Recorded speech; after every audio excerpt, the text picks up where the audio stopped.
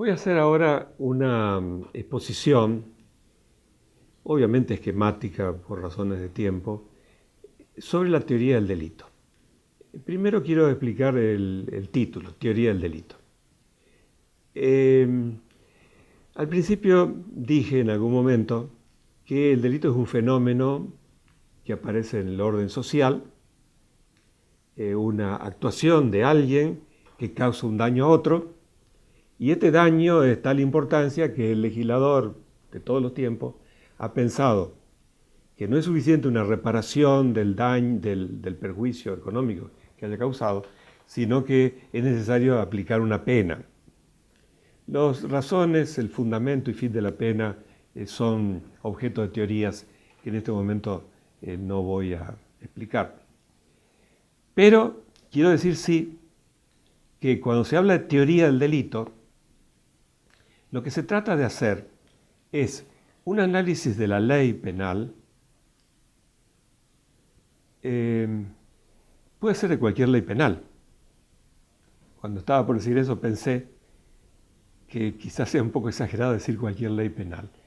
Si no, me voy a referir concretamente a la ley argentina, es obvio, y también las leyes de los países que tienen un sistema continental europeo que sigue la República Argentina.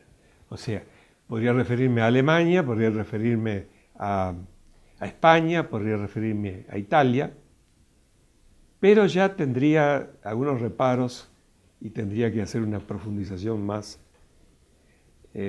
puntual si me refiriese a otros sistemas jurídicos, algunos que directamente no conozco, y otros como el anglosajón, que parte de otros criterios. Por eso la teoría del delito se ha desarrollado, según mis conocimientos, a partir de la ley penal de los países que he nombrado. ¿Qué dice la ley penal? Y cómo se puede construir una teoría que sirva a los efectos de la aplicación lógica de esa ley, para que las decisiones judiciales no sean erráticas y para que se respeten, obviamente, los principios constitucionales y, sobre todo, el principio de igualdad ante la ley. De lo cual resulta que es necesario construir una teoría. La cuestión, la pregunta sería, es ¿qué teoría con qué alcance? Tengo que decir que no hay una teoría del delito única, afortunadamente, sino que existen pautas más o menos generales que siguen los autores doctrinarios y que están en permanente evolución. Con lo cual, no hay nada totalmente consolidado, y esto es, por un lado, importante porque todos han seguido estudios que han perfeccionado este sistema, y al mismo tiempo, si decimos que no hay nada, digo yo que no hay nada perfecto, supone que en el futuro habrá desarrollos superiores y que estos desarrollos superiores aportarán luz sobre algunos aspectos. Voy a hacer una breve mención histórica sobre la teoría del delito. Si yo pienso, en mi percepción, que la teoría del delito nació en la época de Carrara. Quiero aclarar que Francisco Carrara fue profesor en Pisa, digamos en el último tercio del siglo XIX, y produjo una obra, no solamente su obra docente, sino traducida luego en su programa de Derecho Penal fundamentalmente, que está escrito en base a los apuntes que tomaban los estudiantes en su clase. La obra de Carrara, dicho entre paréntesis, es una obra que debería ser consultada siempre, debe ser consultada siempre, por la claridad conceptual. Pero bueno, vamos a volver a la teoría del delito. En la época de Carrara, la división a los efectos del estudio del delito se hacía entre elementos objetivos y elementos subjetivos. Esa era la división inicial, elementos objetivos y elementos subjetivos. Entre los elementos objetivos estaban obviamente el hecho penal, la posibilidad de que este hecho penal producido por alguien estuviese justificado, lo que hoy llamaríamos causa de justificación, o sea, el factor inverso a la antijuricidad. Y en la parte subjetiva se ubicaba la culpabilidad. La culpabilidad entendida como la relación subjetiva, la relación intelectual entre el hombre y el hecho que protagonizaba. Con lo cual, esa primitiva teoría del delito o el esbozo se dividía en dos partes, parte objetiva y parte subjetiva. Con la incorporación de nuevas investigaciones, sobre todo provenientes de Alemania, se le agregó a ese esquema una referencia sumamente interesante. Para aquel entonces en Alemania también tenía importancia por la normativa alemana, que hoy se le conoce como el elemento de la tipicidad, o sea, el tipo penal, el estudio del tipo penal. Cuando hoy se habla de tipo penal, se habla de una descripción de la conducta hecha por el legislador, pero con un contenido que no era el contenido que se le daba cuando el intérprete se refería a lo que decía la ley como figuras delictivas. Llevado el caso a un ejemplo relativo a la ley argentina, una figura delictiva sería la que contiene el artículo 79, cuando dice el que matare a otro será reprimido con tal pena. Pero el tipo penal, en la estructura que le dio fundamentalmente von Belling a comienzos del siglo XIX, del siglo XX, el tipo penal se entendió de otra manera que ahora voy a tratar de explicar. Porque se entendió que ese tipo penal tenía a su vez no solamente aspectos objetivos, sino también aspectos subjetivos. Con lo cual ya se empezó a esbozar la división de la teoría del delito en las categorías que hoy conocemos, con distintos alcances. La primera categoría es la acción, lo dicen nuestros libros de derecho penal. Yo prefería llamar conducta a este primer elemento,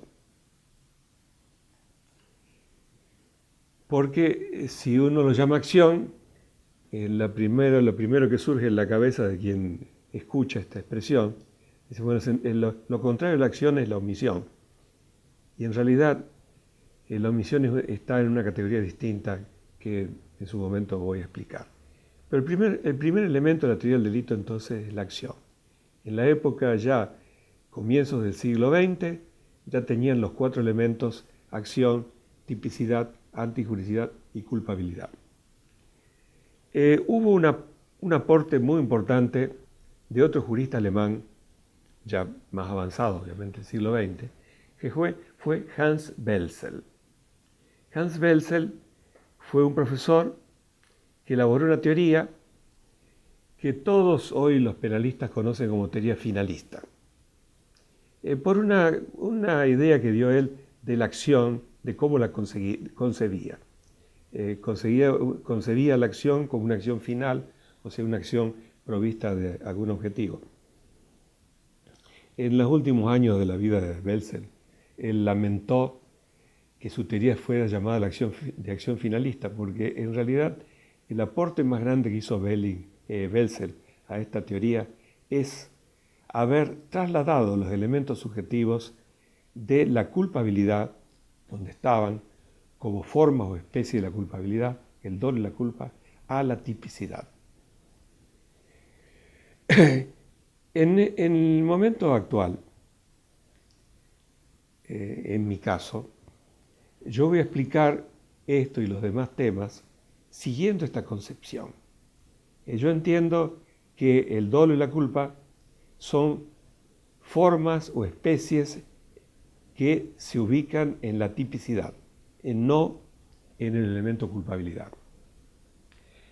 En este punto, o sea, la ubicación del dolo y la culpa hace que cambie totalmente el enfoque que tienen dos grandes corrientes del pensamiento penal.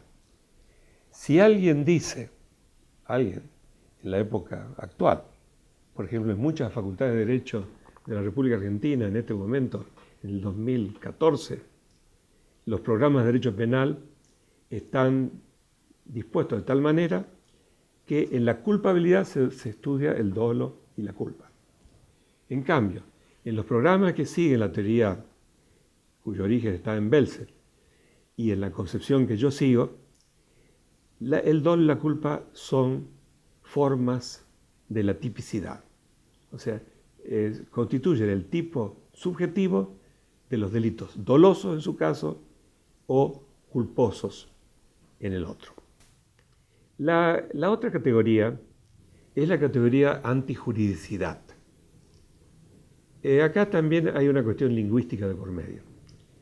Nosotros vamos a ver, o yo voy a explicar en la medida del tiempo que lo permita, que todas las categorías de las cuales mencioné, conducta o acción, tipicidad y culpabilidad, tienen una faz negativa. O sea, los casos en que no hay acción, los casos en que no hay tipicidad, los casos en que no hay culpabilidad. Y en cambio, en la antijuridicidad ya es una expresión negativa. O sea, está reflejando la idea de que existe un hecho contrario al orden jurídico.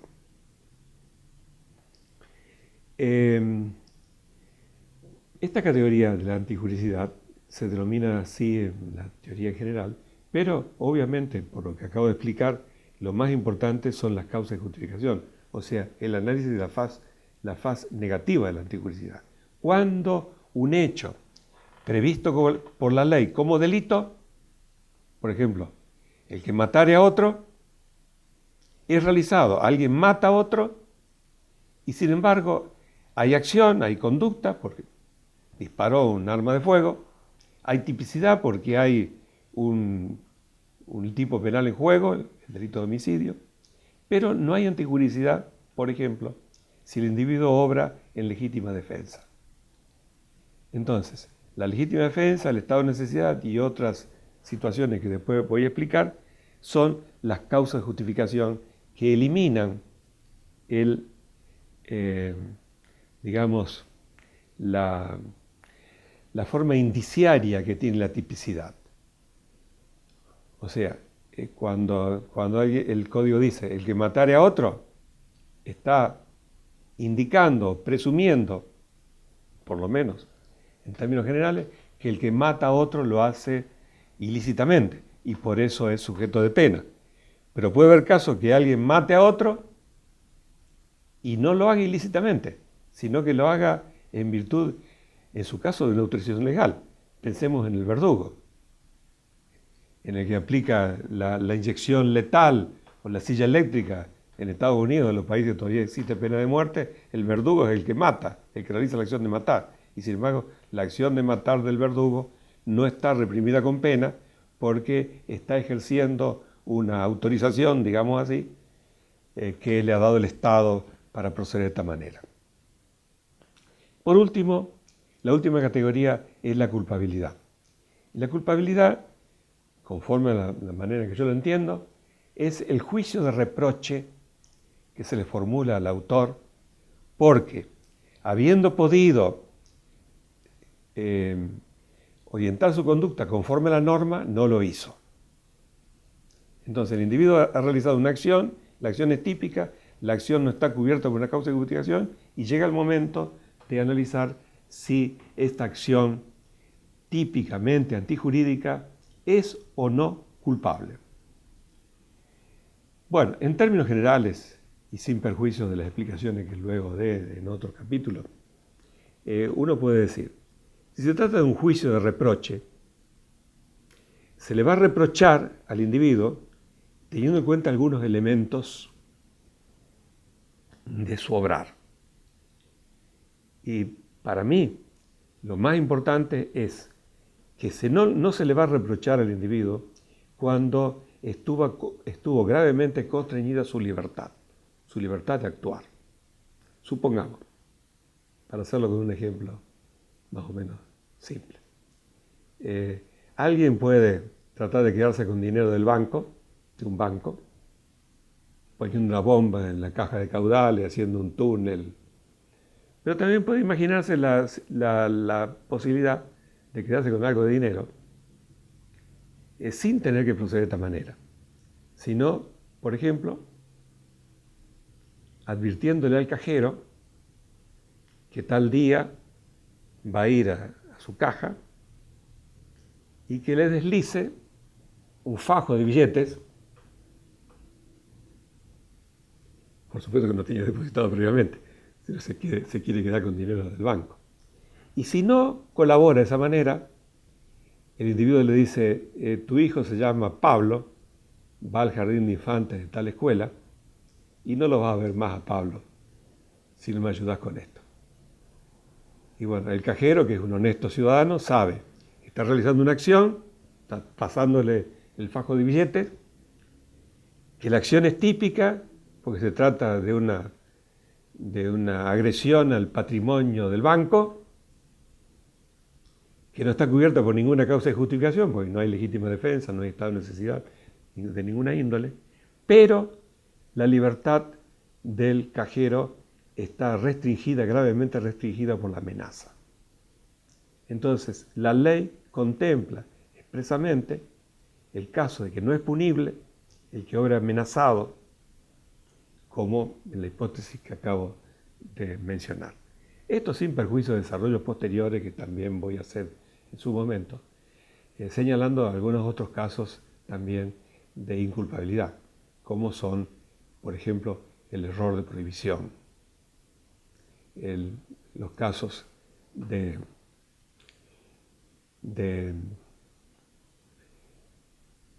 estado de necesidad exculpante, en fin, y otras hipótesis de semejantes características.